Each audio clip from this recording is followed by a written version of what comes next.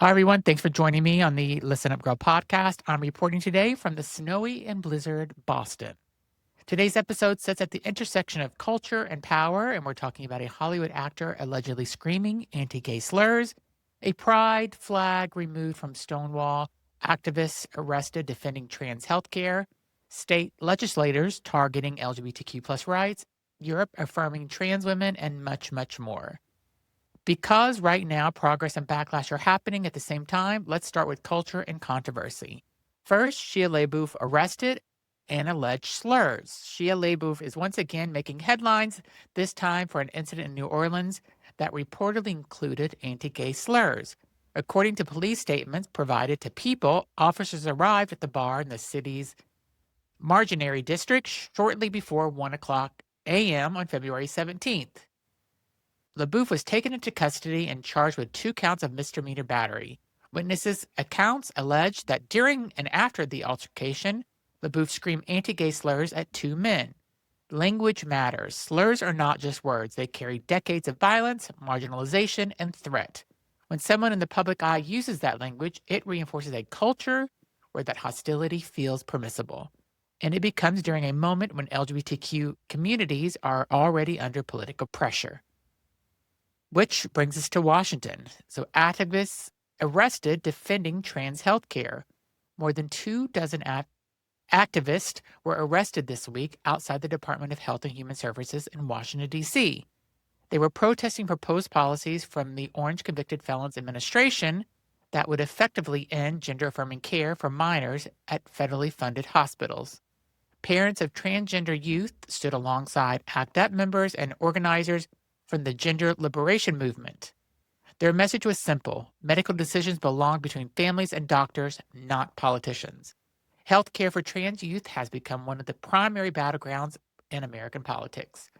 For families navigating this reality, it's not abstract policy, it's access, it's timing, it's well-being. And while protests were happening in D.C., symbolic battles were unfolding in New York. Then we go to Stonewall, where the pride flag lawsuit starts. A lawsuit has been filed alleging that the Orange Convicted Felons Administration violated federal law when it removed the LGBTQ plus pride flag from the Stonewall National Monument. The Gilbert Baker Foundation, honoring the creator of the original rainbow pride flag, argues that the removal was arbitrary and misinterpreted existing park policy. Stonewall is not simply a historic site. It marks the 1969 uprising and the catalyst of the modern LGBTQ rights movement. The pride flag flying there is not decoration. It is testimony. And when symbols are removed from sacred places, communities notice. Next, we go to Mississippi, where a Mississippi minister is sentenced. In Mississippi, former Calvary Baptist Church music minister Britt Taylor has been sentenced to 20 months in prison after pleading guilty to sending sexually explicit material to someone he believed was under 16. He will also serve 3 years of supervised probation. The church where he worked has maintained strict anti-LGBTQ plus positions, and again, it bears repeating: not a drag queen, not a trans person, not an immigrant, not a Muslim, not a radical leftist. Next, state legislation, Kansas and Idaho. So Kansas Governor Laura Kelly vetoed an anti-trans bathroom bill after Republican lawmakers advanced it without a public hearing. The legislation would require state IDs and birth certificates to list sex assigned at birth, disregarding gender identity. With a public supermajority, an override attempt is expected. Meanwhile, in Idaho, lawmakers are advancing multiple anti-LGBTQ plus bills, from bathroom bans to banning pride flags at government buildings to restricting LGBTQ plus classroom discussion. State houses remain ground zero in the current wave of LGBTQ plus legislation. And before I continue with the news, I wanted to tell you that I have a friend who just moved to my city, and she's complaining about the lack of coverage she has for her mobile phone with her current company. She was also talking about how expensive it is for her and her 3 kids who all have phones. I can relate to this because I pay for 3 phones on my plan. I realized how much I was spending each month and then moved to Mint Mobile. I now have great coverage in my house and neighborhood, and I also pay much less. You should check out Mint Mobile. Make the switch at mintmobile.com/listenup.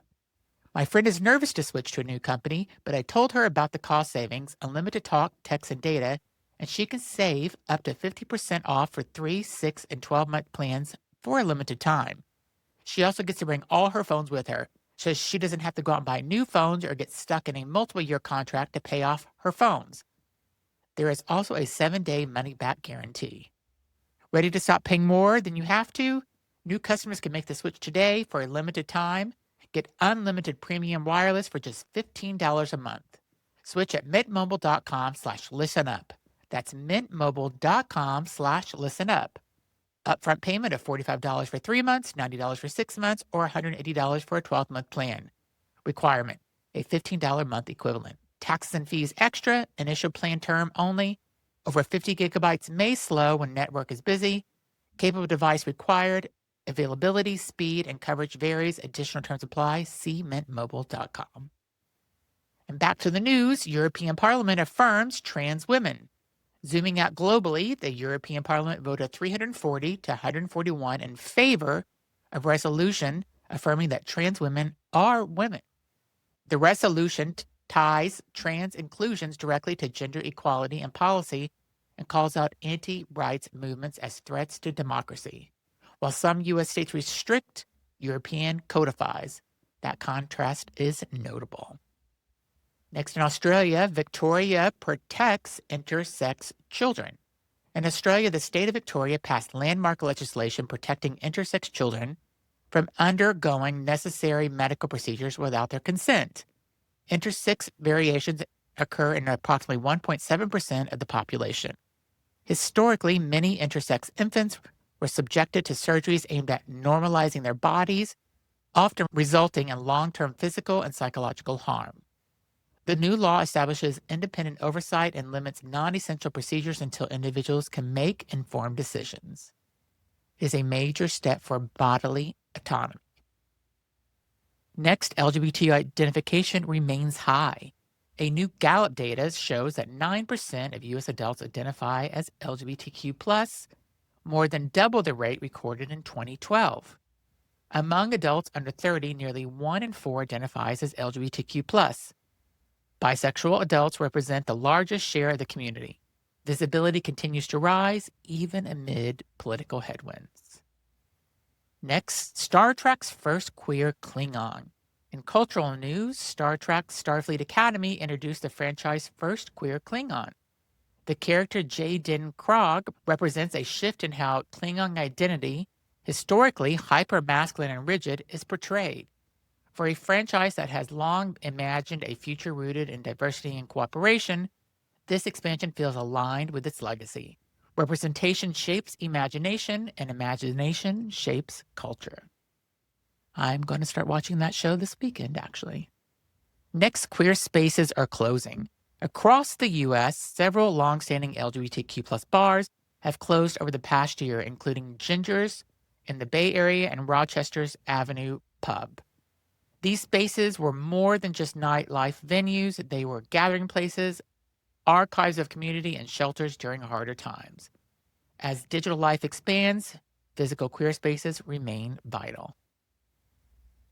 And finally, we honor Jesse Jackson. Jesse Jackson died last week at the age of 84 years old.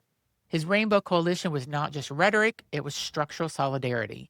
In the 1980s, at the height of the AIDS crisis, Jackson included gay rights in his presidential platform at a time when doing so carried serious political risk.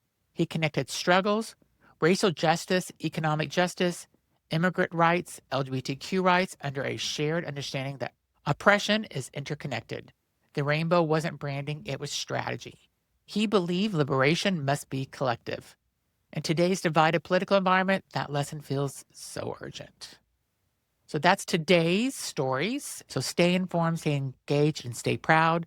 And if this show resonates with somebody that you know, please be sure to share it and come back tomorrow for more LGBTQ+ news. Thanks for listening. I'm Zach Randles-Friedman, your host.